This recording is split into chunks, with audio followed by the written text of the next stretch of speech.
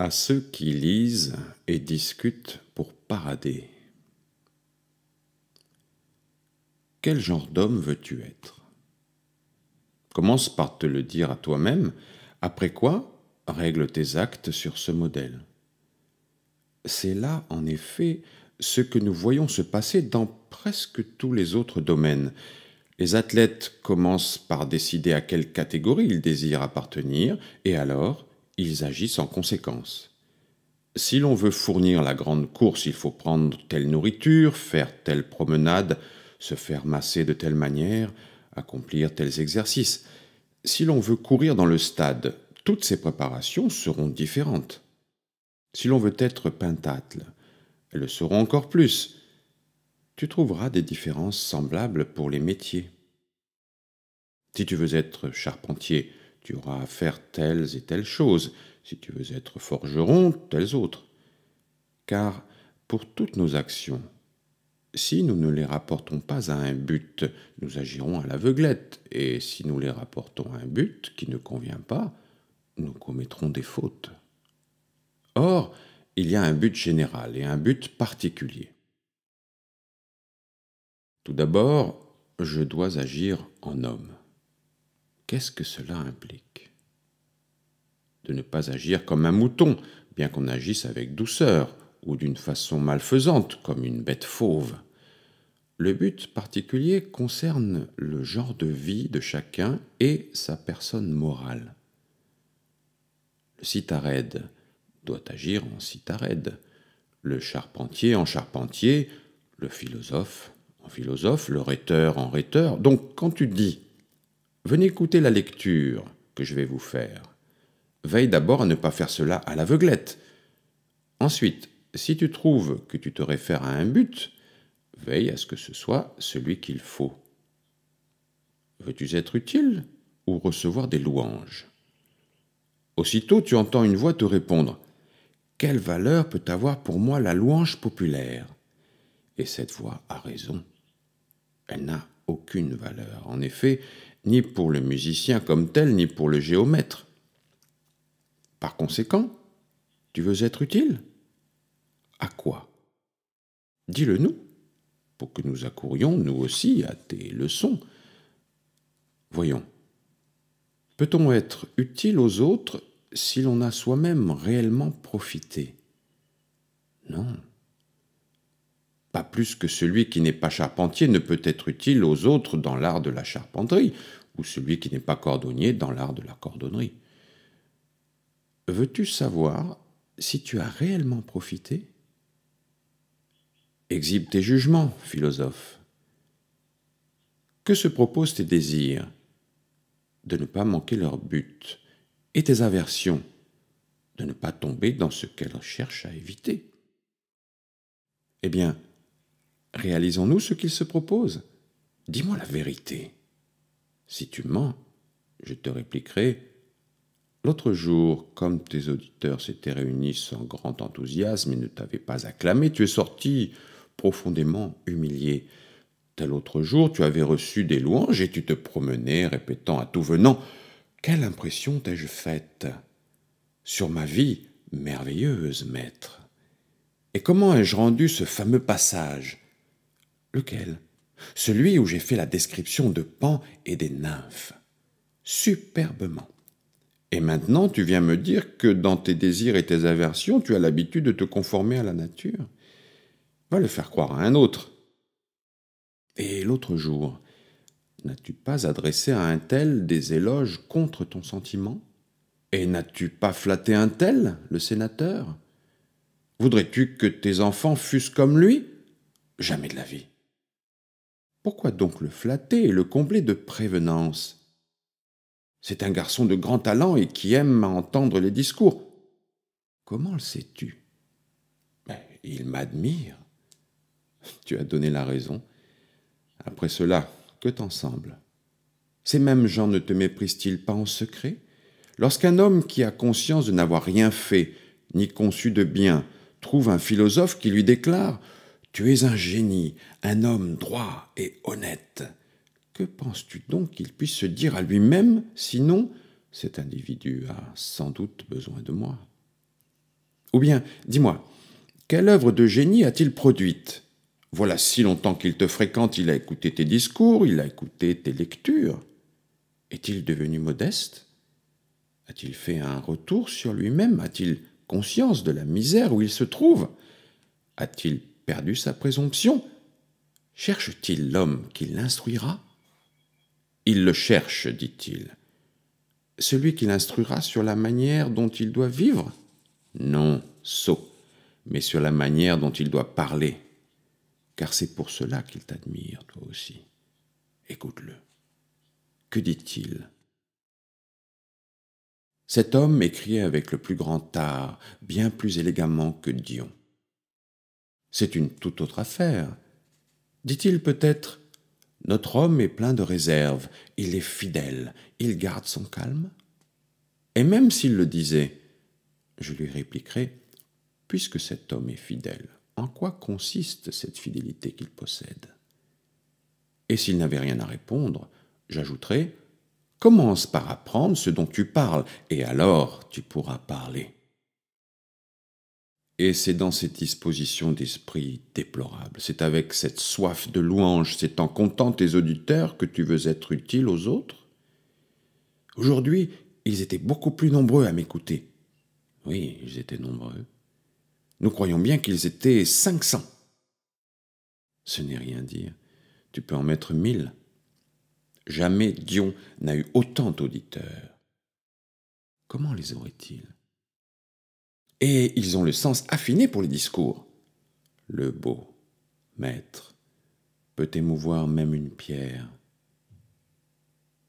Et voilà des paroles de philosophe. Voilà l'état d'esprit de quelqu'un qui veut être utile aux hommes. Voilà un homme qui a écouté la voix de la raison, qui a lu les écrits socratiques comme on doit lire des écrits socratiques, et non comme on lit ceux de Lysias ou Isocrate. J'ai souvent admiré par quels arguments? Non, mais plutôt par quel argument? Ceci est plus fluide que cela. Avez-vous donc lu ces écrits autrement qu'on ne lit des chansonnettes?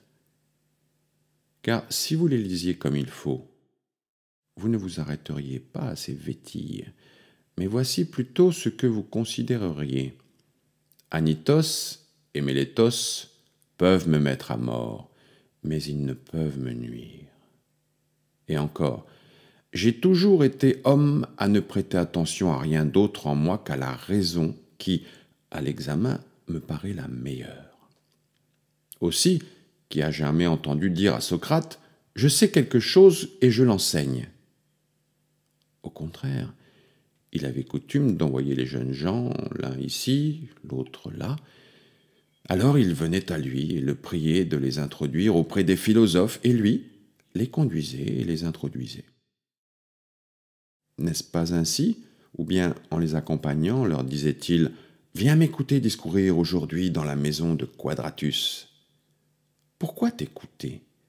Veux-tu me montrer que tu disposes élégamment les mots? Tu sais bien les disposer, homme. Et quel bien t'en revient-il? Donne-moi des éloges. Qu'entends-tu par donner des éloges? Dis-moi, bravo, et c'est merveilleux. Voilà, je te le dis. Mais si l'éloge est quelqu'une de ces choses que les philosophes placent dans la catégorie du bien, quel éloge puis-je te donner? Si c'est un bien que de parler correctement, apprends-le-moi, et je te louerai. Mais quoi, doit-on écouter sans plaisir d'aussi beaux discours? À Dieu ne plaise. Moi, je n'entends pas non plus sans plaisir un citharède, mais est-ce une raison pour que je doive me tenir debout à jouer de la cithare? Écoute ce que dit Socrate. Il ne conviendrait pas, homme, qu'à mon âge, je me présentasse à vous en fignolant mes phrases comme un petit jeune homme. Il dit « comme un petit jeune homme ». C'est qu'en réalité, c'est un art élégant de choisir de jolis mots, de les disposer et de venir les lire ou réciter avec grâce, et de s'écrier au milieu de sa lecture « Sur votre vie, il n'y a pas beaucoup de gens à pouvoir comprendre ces choses-là ». Un philosophe invite-t-il les gens à venir l'écouter? N'est-il pas vrai plutôt que Comme le soleil, spontanément, attire à lui sa nourriture, le philosophe également attire à lui ce à qui il doit être utile. Quel est le médecin qui invite à se faire soigner par lui? Je me suis laissé dire toutefois qu'aujourd'hui, à Rome, les médecins invitent les gens à venir à eux, mais de mon temps, c'était eux qu'on invitait. Je t'invite à venir t'entendre dire que tu ne vas pas bien, que tu t'occupes de toute autre chose que ce dont tu devrais t'occuper, que tu ignores ce qui est bien et ce qui est mal, que tu es misérable et infortuné. La belle invitation. Or, en vérité, si le discours du philosophe ne produit pas cet effet, il est sans vie, lui et celui qui le prononce. Rufus avait l'habitude de dire « Si vous trouvez le temps de me louer, c'est que ma parole est vaine. » Aussi parlait-il de telle sorte que chacun d'entre nous, assis auprès de lui, s'imaginait qu'on lui avait dévoilé ses fautes, tant il touchait du doigt notre état actuel, tant il mettait sous les yeux de chacun ses misères. C'est un cabinet médical, homme, que l'école d'un philosophe. On ne doit pas, quand on sort, avoir joui, mais avoir souffert. Car vous n'y allez pas en étant bien portant. L'un avait une épaule démise, l'autre un abcès, un troisième une fistule, un quatrième souffrait de la tête. Et alors, vais-je m'asseoir et vous débiter de jolies pensées et de jolies sentences pour que vous me combliez d'éloges avant de partir, mais en remportant l'un son épaule telle qu'il l'avait apportée, l'autre sa tête dans le même état, le troisième sa fistule et le quatrième son abcès? Alors, faut-il que des jeunes gens s'expatrient, quittent leurs propres parents, leurs amis, leurs proches, leur petit avoir pour te dire « bravo » quand tu leur débites tes jolies sentences? Est-ce là ce que faisait Socrate, ce que faisait Zénon, ce que faisait Cléante? Mais quoi, le style protreptique n'existe-t-il pas? Qui donc le nie? Oui, il existe, tout comme le style réfutatif ou le style didactique. Mais qui en a jamais mentionné un quatrième à leur suite, le style épidictique? Voyons en quoi consiste le style protreptique. À vouloir montrer à un individu ou à plusieurs les contradictions dans lesquelles ils s'empêtrent et qu'ils s'occupent de tout plutôt que de ce qu'ils veulent. Ils veulent en effet ce qui conduit au bonheur, et ils cherchent cette voie ailleurs qu'il ne faudrait. Pour y arriver, te faut-il disposer un millier de sièges, inviter tes auditeurs, puis, vêtu d'une robe ou d'un manteau élégant, juché sur un coussin, décrire la mort d'Achille? Cessez, je vous en conjure, au nom des dieux, d'avilir, pour autant qu'il est en votre pouvoir, de beaux noms et de belles choses. Le genre protreptique ne serait-il donc jamais plus efficace que lorsque l'orateur fait clairement comprendre à ses auditeurs qu'il a besoin d'eux? Ou, dis-moi, qui, en entendant ta lecture ou ton discours, a été saisi d'angoisse, a fait un retour sur lui-même, ou est sorti en disant « Le philosophe m'a bien touché, je ne dois plus agir ainsi ». N'est-il pas vrai que, si tu as eu un beau succès, il dit plutôt à un de ses compagnons « Comme il a parlé de Xerxès avec élégance », et l'autre de répondre « Non, mais plutôt du combat des Thermopyles ». Est-ce ainsi qu'on écoute un philosophe?